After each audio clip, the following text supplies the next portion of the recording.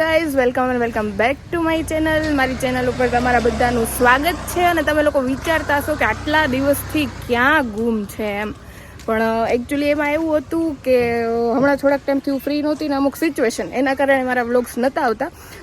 જે રેગ્યુલર જોઈ છે વ્લોગ્સ એની જ વાત કરું, બાકી બીજા કોઈની વાત નથી કરતી. જે લોકો રેગ્યુલર જોઈ છે ને એમાંથી ઘણા બધા એવા ફ્રેન્ડ્સ હતા મારા, એ લોકોનો મને મેસેજ બી આવતો હતો કે તું ક્યાં વહી ગઈ, કેમ તારા વ્લોગ્સ નથી આવતા, અમે રેગ્યુલર જોઈએ છે, તું વ્લોગ મૂક.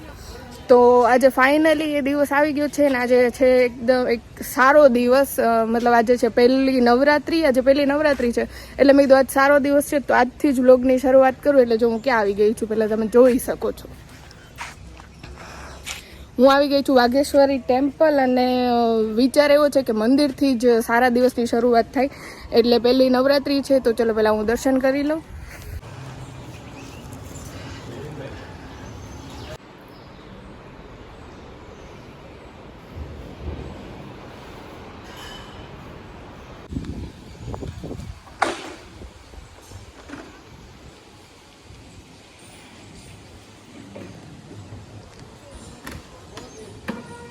મંદિરના દર્શન કરી લીધા માતાજીના. આજે એવો મસ્ત પહેલો દિવસ છે, પહેલી નવરાત્રી છે તો દર્શન થઈ ગયા. અને હવે ઘડીક વાર અહીંયા બેઠી છું થોડીક વાર માટે, કારણ કે થોડોક મારી પાસે ટાઈમ છે, પછી મારે જવાનું છે મારે ક્લાસે, ટ્યુશન ક્લાસે. એટલે મને એવું થાય કે હાલ ઘડીક બેસું. ઘણા બધા ટાઈમ પછી હું આજે અહીંયા મંદિર આવી છું તો, અને પાછી એકલી જ છું, કારણ કે આવવાનું એટલું કંઈ ફિક્સ નહોતું. મારે બજારમાં કામ હતું ને તો બજારમાં આવી હતી, તો આવવાનું તો હતું જ, એવું હતું કે હાલ આજ પહેલી નવરાત્રી છે તો વાઘેશ્વરી મંદિર જવું છે, પણ કંઈ નક્કી નહોતું. કારણ કે સાંજે ફ્રી ના હોય, હું સાંજે 9 વાગે તો ફ્રી થાઉં, વહેલી થઈ જઈશ હમણાં તો થોડાક દિવસ, પણ ફ્રી ના હોય. એટલે મેં કીધું હવે ક્યારે જવાનો હુકમ થાય મારો. પણ આજે હું આવી ગઈ હતી અહીંયા ગામમાં, તો મેં કીધું હાલને થોડોક ટાઈમ છે તો મંદિરે જઈ આવું.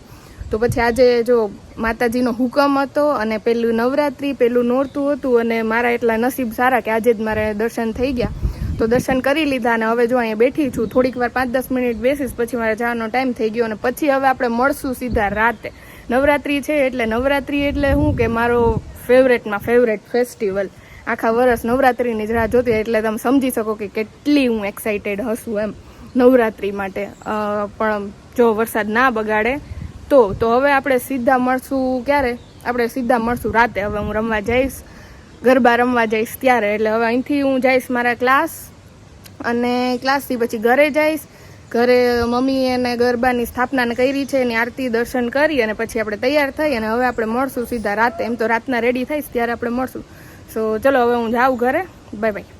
આઈ એમ ગેટિંગ રેડી, અને જો હું કેટલી મસ્ત લાગુ છું. જો હું જાઉં છું હવે, અને જો અહીંયા મમ્મીએ માતાજીના ગરબાની સ્થાપના કરી છે. બધા દર્શન કરી લેજો, હું પણ દર્શન કરી અને હવે જાઉં છું.